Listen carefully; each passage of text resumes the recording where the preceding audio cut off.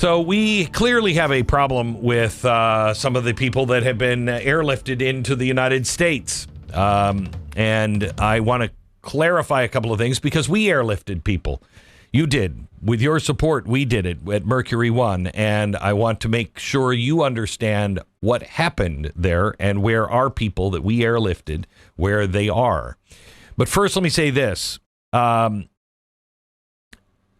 What we're experiencing now here is a story that almost no one in Washington wants to say out loud. And it begins with the people, but it begins with the people that are responsible for failure. And that's our leadership here in America. A failure of honesty, a failure of courage the whole time. When Cabal fell back in 2021, we rushed in to do what Americans always do, and that's help people out. We run to save. We ran to keep our word. And God bless every soldier and airman and Marine and volunteer who risked everything to rescue the men and women who stood with us for 20 long years. But here's the part that nobody prints. We didn't just evacuate our allies. We did. But the United States government evacuated anyone they could grab. In the chaos, because chaos is the oldest enemy of truth, we opened up floodgates. Tens of thousands of people we didn't know. Nobody really vetted. Nobody could verify. Nobody could fully account for. Even today, we don't know where they are. And that's not xenophobia. That's not fear-mongering. That's the Department of Homeland Security's own Inspector General saying that. Quote, we don't know who many of these people are, end quote. This is something that while we were doing it, we said, our vetting is much better than the United States of America. They're bringing in people. We don't know who they are. Now, think of the weight of the sentence came from the Inspector General. We don't know who many of these individuals are. Think about the histories of nations who forgot the simple duty of understanding who they bring inside the gates. When that happens, the country is over. Rome did it. The Byzantine Empire did it. Europe did it before the migrant crisis. And now in 2021, we did it as well. And we knew this. We've been talking about it on this program forever.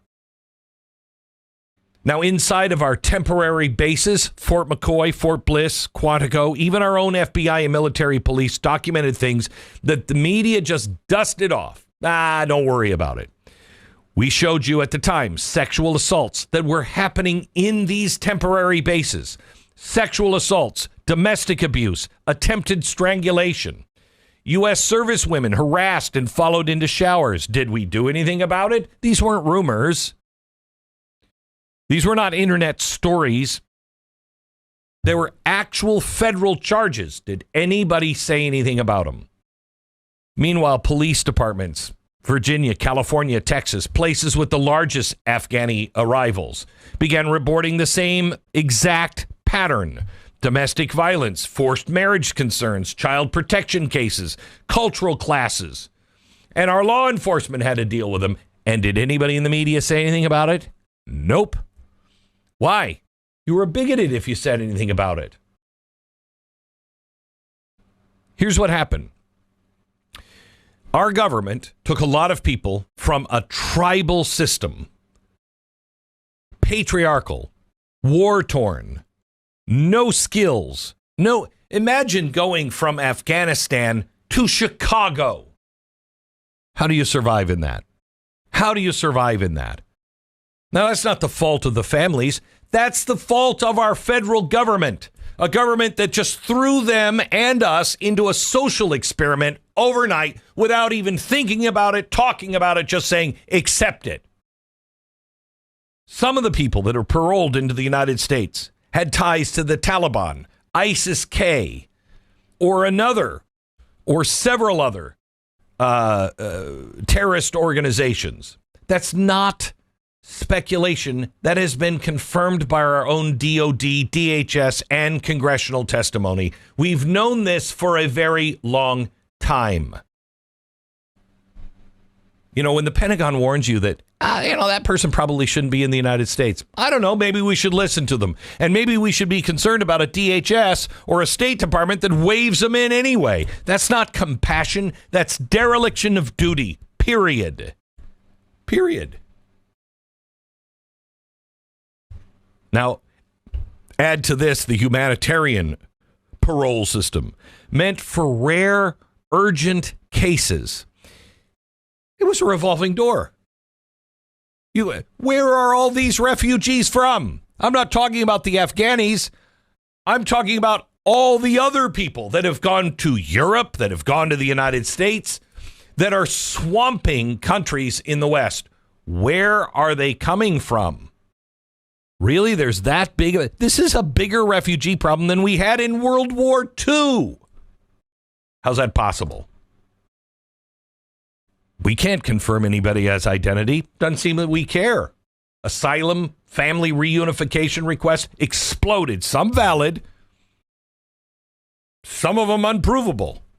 Some of them just out and out lies that we knew were lies. So what happened? Our cities become strained. Our cities go into disorder. They start stealing from us. Look at Minneapolis. Here's the biggest strain. The biggest strain on us is the truth, is honesty. It takes courage to say what actually happened. But, we're not living in a time of courage. We're living in a time when people saying the truth, you acknowledge reality and you get labeled. You notice patterns. Oh my gosh, you're silenced. You ask responsible questions. You're accused of bigotry. Truth doesn't care about the labels. It just sits there. It just waits for somebody to show up and go, that's the truth. I'm going to have to say it. So let's say it. Here's the truth. America owes a sacred debt to anybody we promised. Anybody who is fighting with them, we should protect them. We should honor them. We should welcome them. But that's not what happened. That's not what happened. We didn't perform a moral rescue as a government. We performed a political evacuation. And I was there, so I know it. Somebody posted a kind of a snarky tweet at me because I spoke at our gala here a couple of weeks ago, and I talked about what the State Department was doing. And I said, it's time America really understands how evil the State Department was during that evacuation. Our people were vetted, and we didn't bring people into the United States. We brought people to the UAE. A lot of our people went to Australia. A lot of people, and I said, sat on the tarmac forever. Because the State Department was shutting down and saying, we can't verify any of these people. We could verify who these people were. We knew who these people were. Most of the people that we brought out, we could show you their baptismal certificate because that was part of our vetting. Are you a Christian? Really? When were you baptized? Who baptized you? What church did you belong to? Because we knew you were under the gun.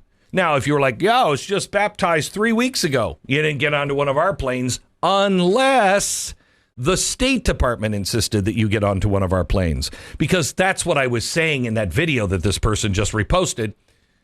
I was saying in the video, do you know the compromises that they forced us to take? You want to save these Christians?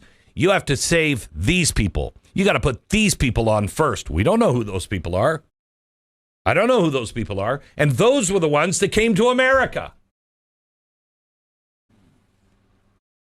We gambled with the future of these Afghani families because we just threw them in. Just throw them in. They're going to be fine. We threw them into a system not based on reality of any sort. We threw them in without vetting them. Meanwhile, we would not take the Christians. I want you to know, we should not be attacking anybody, except honestly condemning our government, because it refuses to tell the truth on what it did and what it failed to do. The mark of a nation that is in decline is isn't who it lets in. A mark of a nation in decline is whether it can confess, it can admit to its own mistakes, talk about the truth and the consequences. And today, Congress is whispering. The media is hiding. I mean, did you read any of the stories? Hopefully you didn't. Hopefully you just had a great time on vacation and for the holiday. But I did. My team did. Did you read the stuff from the New York Times? They still can't admit the truth. They don't even know what the truth is. I'm still here waiting for the courage of any adult to stand up. A great nation can welcome the stranger, but a dying nation loses the wisdom to ask, who is this stranger? And that gate we passed long ago. The question is, do you want to be a dying nation or not? I don't. We can't afford to be a dying nation. The world can't afford us to die. So, what do we do about it?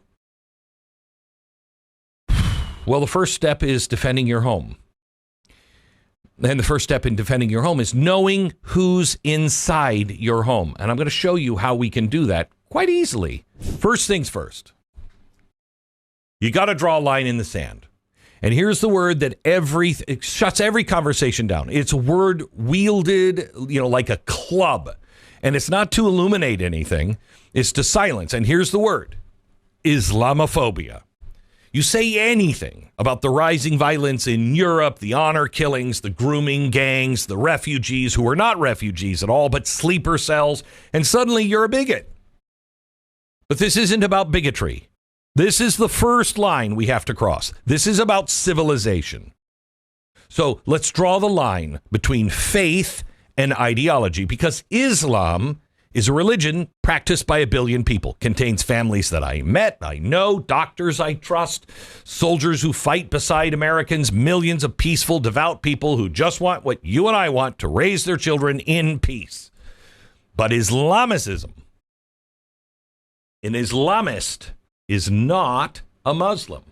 This is something entirely different.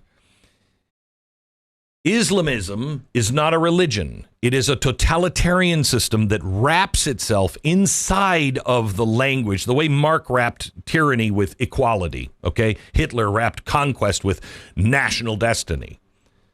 Islamism is communism with a crescent moon. Islamism is fascism in a mosque, and it has absolutely zero intent of coexisting with the West. It comes not to blend in, but to rule. And if you doubt me, ask the women in Iran. If you doubt me, ask the socialists that helped the Islamic Revolution in the 1970s. Ask me what happened to them, because all of them lost their heads. Ask the Christians of Nigeria. Ask the families in Paris and Berlin and London who are now living under police patrols because their leaders were too afraid to speak plainly. We love to open our arms. That's fine. America always does that. But you must, when you open your arms, keep your eyes open as well. A refugee seeking freedom is a blessing. A refugee seeking a caliphate is a Trojan horse. And we have every moral right, every moral duty to know the difference. It's not about hating anybody. I don't hate anybody. I hate those who want to destroy us, want to kill my family, want to enslave me under some sort of a religion. Yeah, I do hate those people. But this is about loving civilization that gave the world dignity of the individual, the rights of women. Yeah, it was us, not a caliphate. The protection of minorities, not a caliphate, us. The freedom to speak and worship or not worship. If defending those values makes me or you controversial, then, wow, controversy is a very small price to pay, don't you think? I mean, because the alternative is, I don't know, what's happening in Europe. The alternative is silence. And silence in history is always the first sign of collapse.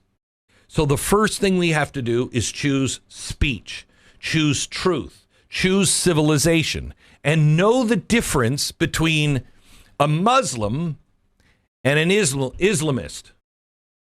One is political. One is religion. One hijacks the religion for political purposes. I don't know why it's so hard to understand this. Haven't you seen that happen in our own religions, in our own faith, in our own country? Of course we have. We've seen this in history over and over and over and over again.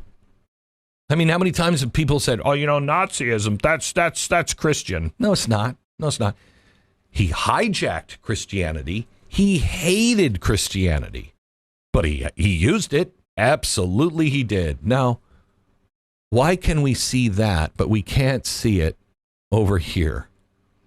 Why is it we can't understand that? Why is it when they're throwing gay people off roofs of buildings, we fail to recognize, oh, you know what? They may not be friendly. They may not be so open-minded. When they would kill